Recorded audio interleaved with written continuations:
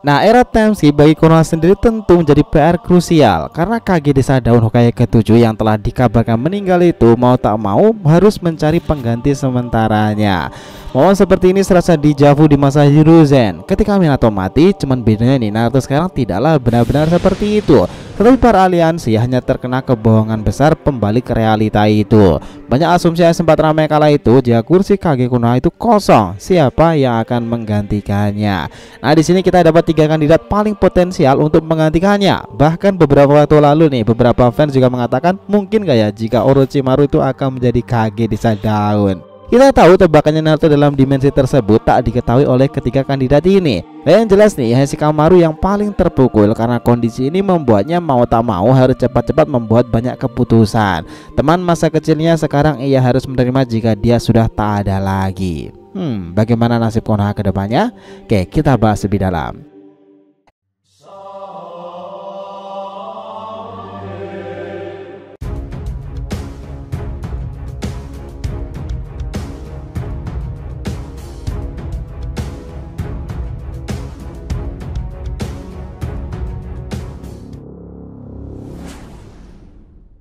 Ya nakama Shinobi DR TV, welcome back again.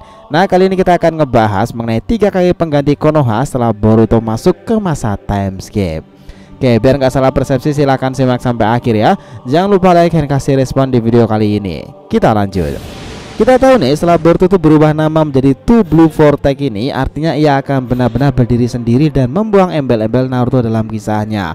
Era time skip akan benar-benar menjadi titik balik di mana kisah berfokus pada Otsutsuki, Boruto dan juga segalanya yang lebih besar daripada dunia shinobi masa lalu. Yang menarik pula, jika seperti itu Konoha sendiri juga harusnya berbenah karena posisi itu sementara ini kosong. Ditambah lagi mereka juga dihadapkan informasi tentang rencana penyerangan Code akan tambah lebih rumit lagi. Apakah Konoha akan dipimpin oleh Hokage baru? Nah, berdasarkan asumsi dari para fans yang kita jadikan sebuah hipotesa ini bakalan menarik. Di sini potensi pergantian itu akan berada pada 3 kandidat utama, Tsunade, Kakashi, dan juga Shikamaru. Mereka adalah orang-orang yang dirasa tepat menjadi kandidat pengganti Naruto yang sedang terjebak di dimensi Daikokuten bersama Hinata yang semua warga Konoha pikir mereka telah mati karena pernyataan Kawaki. Sosok yang mengaku sebagai putra kandung Naruto dan mereka percaya karena atas bantuan teknik Almighty God Otsutsuki Omnipotence. Nah, kita mulai dari Tsunade Kakashi nih. Di antara kedua orang ini bisa saja dia menjadi pengganti sementaranya, karena kita juga harus tahu bahwa di era masa lalu ketika Sarutobi Hiruzen menggantikan Minato sementara waktu sembari menunggu Kage selanjutnya didapatkan. Hiruzen yang notabene sudah pensiun ya menyerahkan tongkat estafetnya ke Minato, tetapi karena kondisi naas yang diterima Minato tersebut, Hiruzen mengambil alih kembali. Jika tragedinya seperti ini dan terasa dejavu tetapi berbeda fenomenanya saja, kemungkinan di antara Tsunade dan Kakashi mereka bisa aja nih diberi tanggung jawab lagi untuk mengisi kursi kosong tersebut daripada langsung nih memutuskan ke shinobi muda seperti Konohamaru atau ninja lain sebagai penggantinya. Untuk Tsunade memang menarik untuk dinantikan perannya kembali, sementara Kakashi sangat dinantikan jika ia bisa mengisi kursi kosong tersebut dengan ketenangannya. Tapi kami pikir nih, daripada apa yang telah mereka katakan sebelumnya, kedua itu hanya ingin mendukung generasi baru ini untuk mengambil alih. Jika asumsi seperti itu, bisa jadi mereka itu hanyalah akan menjadi pendukung dari orang yang dianggap pas memimpin desa dan melanjutkan peran dari Naruto. Bahkan keduanya pernah dibantu ketika menjabat posisi Kage di masa mereka. Ya, orang itu adalah Shikamaru. Faktanya baik Tsunade dan Kakashi itu tak pernah meragukan insting ketajaman Shikamaru. Itulah kenapa ketika keduanya itu menjabat sebagai Kage, mereka itu menggunakan Shikamaru sebagai penasihat sekaligus tangan kanan mereka. Dan sekarang ini kondisi krusial terjadi lagi. Bisa jadi nih malah Shikamaru itu yang disuruh memimpin Konoha sekarang ini. Ini juga rasional karena Shikamaru sendiri juga secara tak langsung memimpin Desa Daun bersama dengan Naruto, dan tak hanya sebagai tangan kanan maupun penasihat. Kebijakan-kebijakan besar Konoha juga diambil berdasarkan pertimbangan matang Shikamaru. Bahkan jika diamati lagi nih, semenjak kedatangan Eida penyebab omnipoten itu ataupun dalam insiden Code awal, Shikamaru ini sudah ambil bagian. Ia adalah orang yang menjebak Code dari segala informasi untuk Konoha dan semuanya juga harus disampaikan pada Shikamaru. Jadi sudah sangat rasional Shikamaru itu orang yang tepat menggantikan peran Nana Daime.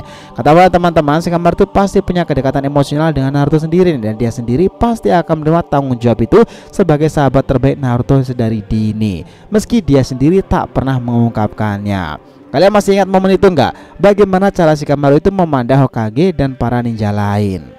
Jika kalian mengamati kisah Naruto kecil sampai era Boruto sendiri, pasti juga sudah merasakan jika sebenarnya orang yang paling layak disebut sahabat terbaik Naruto bukanlah Uchiha Sasuke. Keberadaan Sasuke adalah rival terberatnya dan saudaranya untuk saat ini.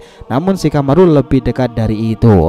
Ia banyak berperan membantu Naruto nih. Shikamaru adalah pribadi jenuh dan orang kedua paling penting di Konoha sekarang. Kami sangat percaya nih perang shinobi kelima suatu saat nanti bila terjadi, maka pemimpin otak aliansi adalah Shikamaru, orang tercerdas dalam klan Nara serta orang yang paling bijak di desa Konoha sendiri.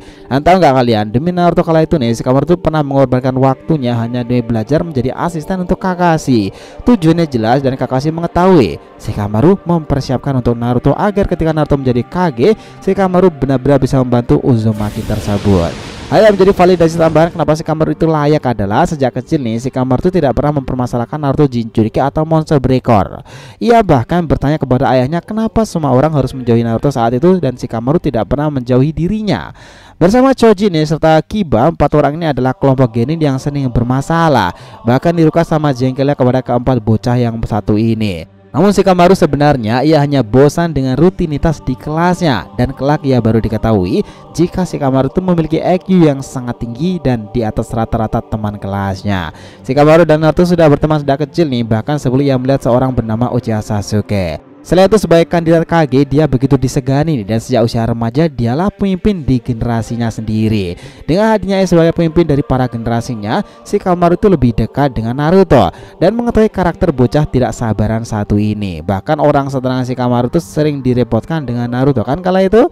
Nah, Shikamaru itu merasa jika berada di dekat Naruto sendiri semua masalah itu bisa dilupakan dan selalu ingin bersamanya. Ia menganggap ada perasaan lain sebagai sahabat jika dia bersama orang tersebut, dan ia bukanlah orang yang pilih-pilih teman nih, namun hanya beberapa orang yang ia anggap berarti dalam hidupnya. Nah, kita harus ingatkan bahwa Shikamaru itu adalah shinobi yang seangkatan Naruto sendiri, selalu berani menasihati seseorang, menantang bahkan adu mulut dengan para petinggi lain. Jika kami pikir dibandingkan milik orang lain nih, mungkin Tsunade dan Kakashi itu langsung sepakat jika desa itu dijalankan oleh Shikamaru Nara. Mereka berdua sebagai penasihatnya.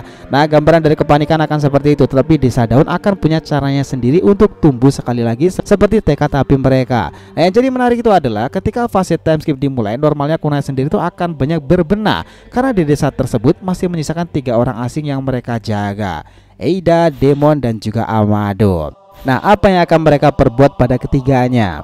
Karena harapan para petinggi Konoha itu untuk sadar bahwa mereka sedang dimanipulasi pikirannya itu karena mereka masih punya Sarada dan juga Sumire. Keduanya tak terpengaruh sama sekali dengan Tengi Eida tersebut. Sumire mungkin karena Nue dan pemilik segel Gozu Tenno yang berhubungan dengan Otsutsuki Kaguya mungkin, sementara Sarada Mangekyou Sharingannya yang mungkin pula berhubungan dengan Shinjutsu Otsutsuki. Apalagi di last movie clue itu sudah ditampilkan, maka ini ada peluang mereka itu akan mengatakan hal yang sebenarnya. Dan sekali lagi teman-teman, hebatnya dari insting Shikamaru kala itu, dia telah membuat kewaspadaan dan meninggalkan pesan urgent nih kepada Sarada serta Sumire.